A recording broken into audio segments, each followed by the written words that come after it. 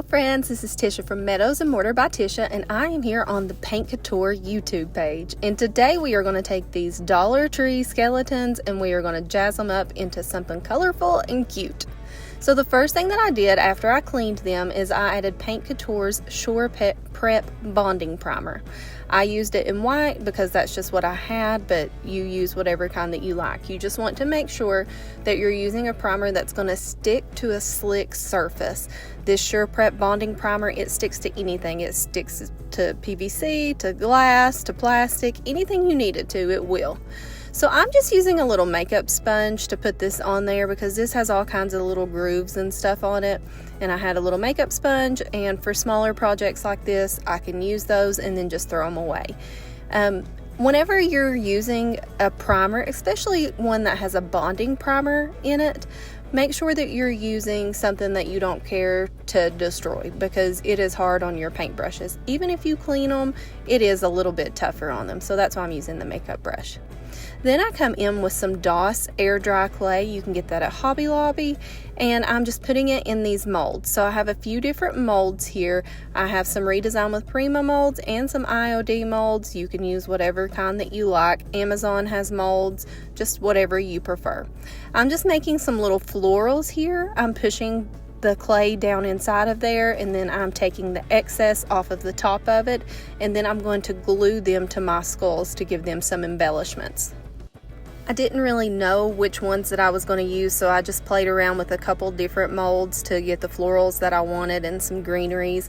I end up adding some butterflies here in a second to one of them, and I just play around with my placement. I put them on the skull, I move them around, see what looks good, see what doesn't look good, and if I end up not liking the mold that I have picked out, I just squish it back up and then put that clay in a different mold and make a different piece. It's not that big of a deal. So with this one, I'm just sort of making like a little headband on this skull, and then I'm going to take some Titebond Quick and Thick and I will adhere that to all of my skulls. So here it's just in fast motion. I have a couple of different molds here, and I'm just playing around trying to figure out what I'm wanting to put on each one of these molds. I'm not wanting my molds to all be, I'm not wanting my skulls to all be exactly the same, but I do want them to be cohesive. I want them to look like they can be a set or they can be separate. Either way would be fine, but I do want them to kind of flow and mesh together. Then you can use any kind of adhesive that you want. I'm using Titebond Quick and Thick to just glue these on there, and then I'll let it rest overnight, so then all of my little molds will have time to dry out and my glue will have time to dry before I do my painting. But like I said, you can use any adhesive that you want. This is just what I use for most everything. Just put it on there, smooth it out on the back of it to make sure that it's going to get good and adhered, then press it on there. Usually I keep my fingers on it for just a few seconds, just enough to let that grip and grab on there, and then I release it and it should be fine. It shouldn't move anywhere. Now when you're using these plastic Dollar Tree skulls, you want to be mindful of where you're putting the molds, because if you put too much towards the back part of the skull, they will topple over and it's harder for them to sit in an upright position.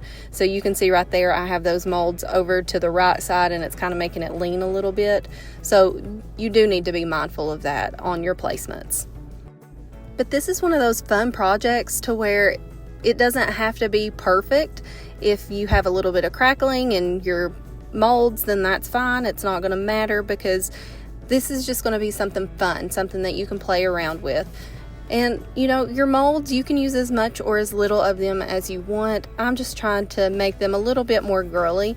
I'm not a Halloween person. I don't like scary movies. I don't like scary things. I like things to be more fun and colorful, but I still want to participate in, the fall season. So that's why I decided to do these. So then I come in with Paint Couture. I'm using Coral Passion, Tuscan Sun, and Peacock. So these are going to be three really big, vibrant colors, and I thought that they would be perfect for this project. So we have that nice pink color, we have a bright yellow, and then we have this beautiful deep teal color. I end up doing 2 coats of these. I'll let them dry for probably about 2 hours in between each coat. And 2 coats gives it a nice, good coverage. And remember, I have that primer down, so this is going to grip to that primer and it's not going to wipe off or scratch off even though it's plastic. So you can see it's already starting to take shape. these Paint Couture products, I mean, they can be used on big projects or small projects, and I just love being able to do little decor items like this. It's just so much fun to be able to add my own personality into small little projects like this. So you see that I have all three of those bases as different colors, but then I'm going to come back. I'm just going to be using these three colors, and I'm going to come in and dry brush my molds. So I just have a small amount of the different paint colors on there. I wipe off the excess, and then I'm just barely skimming the top of my molds. So what this is going to do is it's just going to show the details off of these molds a little better, because whenever everything's one color, it sort of gets swallowed up and it's hard to see the details around it. So I'm not just using one color on each one of these. I'm going to toggle back and forth between the three different colors to give them a lot of dimension and depth, but still make them look cohesive, make them look like they can go together or they can go separate. And I'm not sure if you're following Paint Couture or not on YouTube and Facebook and all of the things, but if you're not, just give them a follow. Paint Couture has awesome tutorials and excellent products and customer service. So also, if you haven't followed me yet, my name is Tishia from Meadows and Mortar by Tishia, and I would love to have you follow around on my socials as well.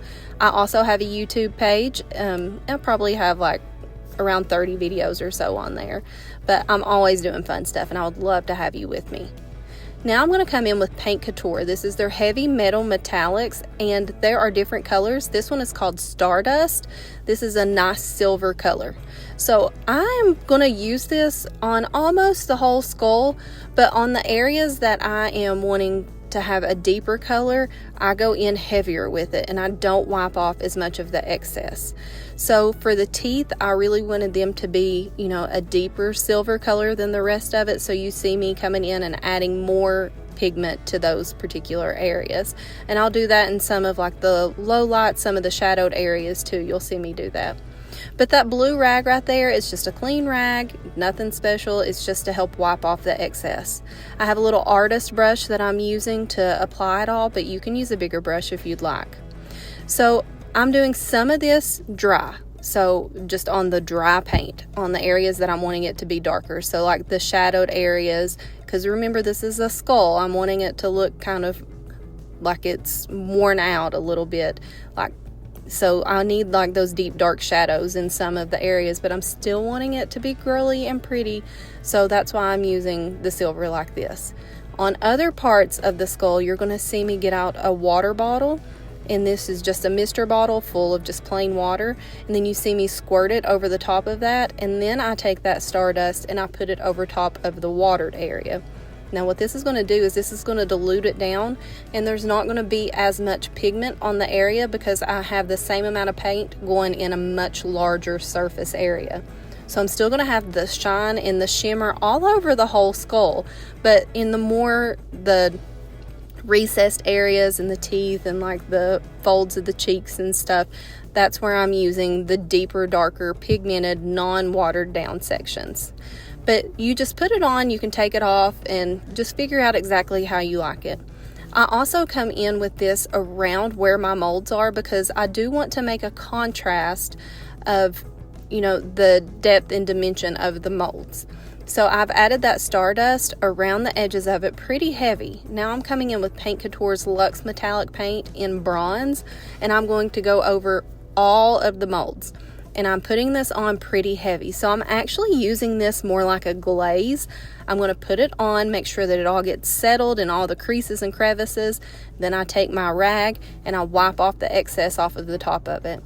So I'm going to have this Stardust around the outside of it, and then on the middle of it I'm going to have this bronze, and it's just going to give a nice shimmer all over all of it, but it's going to give it a little bit of a contrast, sort of like a headband. It's going to look like it's not an actual part of the skull, like it's an added accessory on there. It just gives it a little bit of extra flair.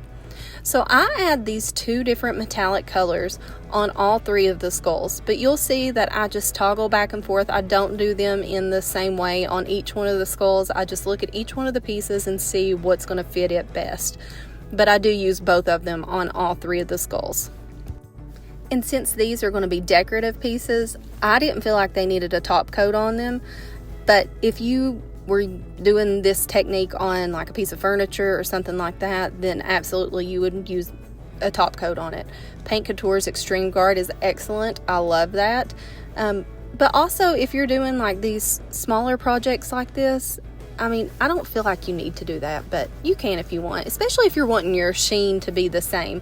But that's another thing. If you put that same color top coat over all of this, it's going to change the difference between the sheen of the paint and those metallic paints. And I really do like the different dimension that it gives. So here is the end result. They're still spooky, but they're more of a cutesy spooky. Is cutesy spooky a thing? Because if not, we're going to make it one. But I thought that these were super cute decor items. It's cheap. You can do this, you know, pretty quickly. You can get it done in a day or so, depending on how your dry time is. But guys, I can't wait to see you all next time. Thanks for watching.